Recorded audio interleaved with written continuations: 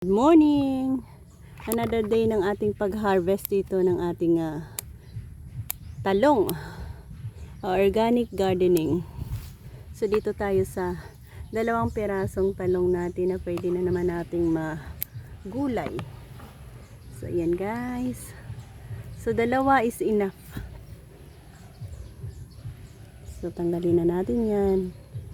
At ayan, 2. Good enough na yan para sa 1 breakfast natin. So ayan, ang ganda oh.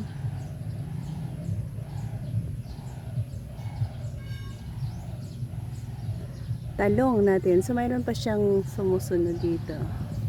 So hoping na continuous siya sa pag-grow para marami pa tayong makuha. 2 piraso. Organic gardening natin.